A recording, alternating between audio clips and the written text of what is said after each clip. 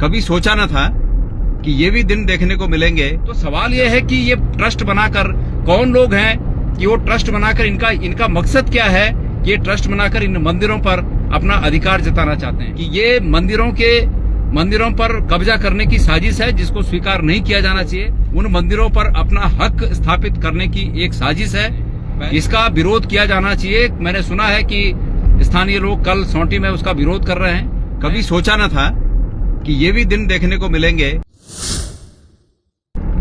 देश से लेकर प्रदेश और प्रदेश से लेकर श्रीनगर विधानसभा तक के हालातों पर कुछ चंद लम्हों में चर्चा करेंगे। और चर्चा का शीर्षक है कि कभी सोचा न था कि ये भी दिन देखने को मिलेंगे जब एक राज्य मध्य प्रदेश के कोई मंत्री वो देश के सैनिक पर धार्मिक आधार पर टिप्पणी करेंगे। कभी सोचा न था। इस देश में अतीत में जो इज्जत वीर अब्दुल हमीद को बख्शी गई वो नजीर बनना चाहिए था, लेकिन अफसोस है कि भारतीय जनता पार्टी की वर्तमान की राजनीति नजीर बन रही है और लोग उस धार्मिक सद्भावना को भूलते जा रहे हैं। कभी सोचा न था कि मंत्री इस प्रकार के जो सोफिया कुरैशी जो एक अफसर हैं उन पर इस प्रकार की भद्दी टिप्पणी करेंगे, और सोचा न था कि उसके बावजूद जिद्दी वहां के नेता लोग उस मंत्री को सबक न सिखाकर आखिरकार कोर्ट को उसमें हस्तक्षेप करना पड़ेगा। कभी सोचा न था।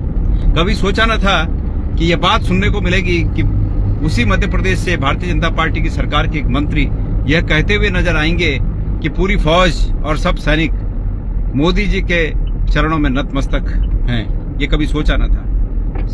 मैं इस बात को इसलिए रेखांकित करना चाहता हूं कि ये बातें सहज बातें नहीं हैं, और अगर देश ने इस तरह की बातों को बहुत आसानी से अगर पचा लिया तो निसंदेह आने वाला वक्त बिल्कुल माकूल नहीं होगा, आने वाला वक्त बिल्कुल आसान नहीं होगा। कभी सोचा न था। और तो और अब प्रदेश की हालत ये करे, श्रीनगर विधानसभा की हालत अब ये है कि कभी सोचा न था कि लोगों के देवताओं की पूजई भी सरकार के निर्णय पर होगी, कि सरकार चाहेगी कि हमको इस देवता की पूजई कैसे करनी है। ये कभी सोचा न था। ताजा उदाहरण काल भैरव मंदिर का है, जिसमें कल 18 तारीख को मंत्री धन सिंह रावत जी एक ट्रस्ट बनाकर वहां पर जबरदस्ती लोगों की इच्छा के विपरीत उस मंदिर का निर्माण करने की बात कर रहे हैं कि हम इस मंदिर का निर्माण करेंगे। वहां के लोगों की मान्यता है कि काल भैरव का मंदिर जिस गुफा में है, जैसे है उसी हालत में रहना चाहिए, लेकिन उसके बावजूद मंत्री धन सिंह रावत की जिद है कि हम इसका पुनर्निर्माण करेंगे और उसके लिए ट्रस्ट बनाया जा रहा है। अफसोस की बात यह है, मंदिर का पुनर्निर्माण हो या न हो ये बहस का मुद्दा हो सकता है। कुछ लोग जो पहले से मानते आते हैं कि इसको इसी स्वरूप में रहना चाहिए, और जो ये भी मानते होंगे कि इसको नया मंदिर बनना चाहिए, इसमें बहस हो सकती है। लेकिन इसमें कोई बहस नहीं हो सकती कि उस मंदिर को बनाने के लिए जो ट्रस्ट बनाया जाए वो उस इलाके से बाहर के लोगों का बनाया जाए, उस गांव से बाहर के लोगों का बनाया जाए। अफसोस की बात है कि उस गांव के लोगों को, जिस गांव में वो मंदिर है, जिनका वो मंदिर है, जिनका वो कुल देवता है, उन लोगों को दरकिनार करते हुए बाहर से लोगों को ले जाकर वहां ट्रस्ट बनाने की क्या आवश्यकता धन सिंह रावत जी को पड़ी है, ये मैं धन सिंह रावत से पूछना चाहता हूं। ये तानाशाही है, और पूरे श्रीनगर विधानसभा के मंदिरों को, उन मंदिरों पर अपना हक स्थापित करने की एक साजिश है। पहले इन्होंने भूखाल मंदिर को किया। भूखाल मंदिर के जो स्टेक होल्डर है, जो उसके हितधारी हैं, उनमें पुजारी हैं जिनको पूछा नहीं गया, जिनमें चक्र पुजारी हैं जिनको पूछा नहीं गया। एक पक्ष नलई के वो लोग भी हैं जिनको ये माना गया है कि भूखाल की भगवती का मायका उन लोगों के यहाँ था, और दूसरा पक्ष वो भी है चक्र पुजारियों के अलावा चोपड़ा के वो लोग भी हैं जहाँ देवी का ससुराल माना जाता है कि वहां ससुराल था, और इसके अलावा मलुंड भूखाल के वो लोग भी हैं जिनकी जमीन में ये मंदिर, ये पहले से ये मंदिर था।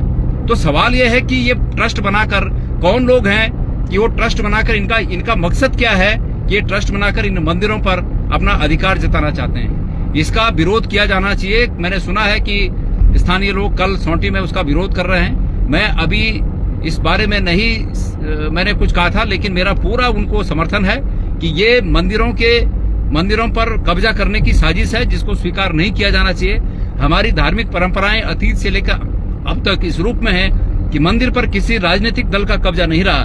मंदिर तटस्थ रहे, लेकिन ये लोग मंदिरों पर जबरदस्ती कब्जा करने की कोशिश कर रहे हैं। इसका पुरजोर विरोध किया जाना चाहिए। और जो लोग मंदिर बनाने का विरोध नहीं कर रहे हैं, लोग इस बात का विरोध कर रहे हैं कि भाई ये ट्रस्ट जो है, बाहर के लोगों का ट्रस्ट जबरदस्ती हम पर क्यों थोपा जा रहा है। उसी जगह पर जहां काल भैरव की बात हो रही है, काल भैरव मंदिर की बात हो रही है, उस गांव के लोगों ने एक समिति बनाकर उस समिति को रजिस्ट्रेशन के लिए सीटीओ पौड़ी को भेजा, लेकिन राजनीतिक दबाव में उनकी समिति को मंजूरी न मिलकर और दूसरे बाहर के लोगों की समिति को मंजूरी जबरदस्ती दिलाई गई, ताकि वो लोग वहां पर जो भी करना हो आगे वो मंदिर उनके अधीन हो जाए। तो इसलिए ये पूरे श्रीनगर विधानसभा का ये हाल है। जहां तक मंदिरों को बनाने की बात थी, हमारी सरकार थी, हमने भी मंदिर बनाए, विंध्येश्वर मंदिर बनाया, लेकिन विंध्येश्वर मंदिर को बनाया तो इस रूप में नहीं बनाया कि हम वहां अपना आधिपत्य जमाने लगे।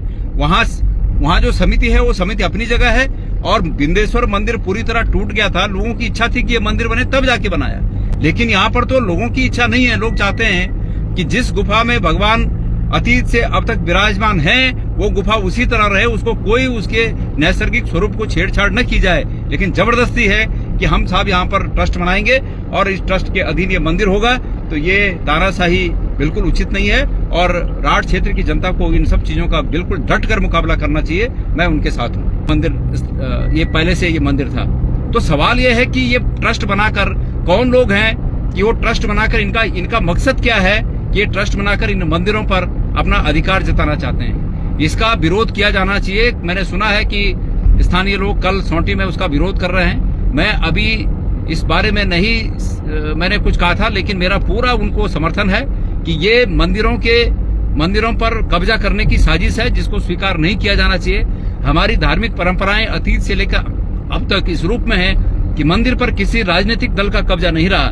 मंदिर तटस्थ रहे, लेकिन ये लोग मंदिरों पर जबरदस्ती कब्जा करने की कोशिश कर रहे हैं। इसका पुरजोर विरोध किया जाना चाहिए। और जो लोग मंदिर बनाने का विरोध नहीं कर रहे हैं, लोग इस बात का विरोध कर रहे हैं कि भाई ये ट्रस्ट जो है, बाहर के लोगों का ट्रस्ट जबरदस्ती हम पर क्यों थोपा जा रहा है। उसी जगह पर जहां काल भैरव की बात हो रही है, काल भैरव मंदिर की बात हो रही है, उस गांव के लोगों ने एक समिति बनाकर उस समिति को रजिस्ट्रेशन के लिए सीटीओ पौड़ी को भेजा, लेकिन राजनीतिक दबाव में उनकी समिति को मंजूरी न मिलकर और दूसरे बाहर के लोगों की समिति को मंजूरी जबरदस्ती दिलाई गई, ताकि वो लोग वहां पर जो भी करना हो आगे वो मंदिर उनके अधीन हो जाए।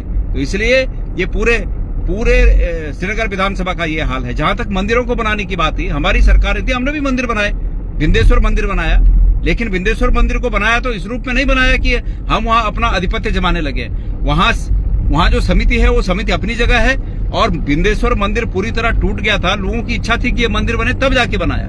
लेकिन यहाँ पर तो लोगों की इच्छा नहीं है। लोग चाहते हैं कि जिस गुफा में भगवान अतीत से अब तक विराजमान है, वो गुफा उसी तरह रहे, उसको कोई उसके नैसर्गिक स्वरूप को छेड़छाड़ न की जाए। लेकिन जबरदस्ती है कि हम साहब यहाँ पर ट्रस्ट बनाएंगे और इस ट्रस्ट के अधीन ये मंदिर होगा, तो ये तानाशाही बिल्कुल उचित नहीं है। और राठ क्षेत्र की जनता को इन सब चीजों का बिल्कुल डट कर मुकाबला करना चाहिए। मैं उनके साथ हूँ।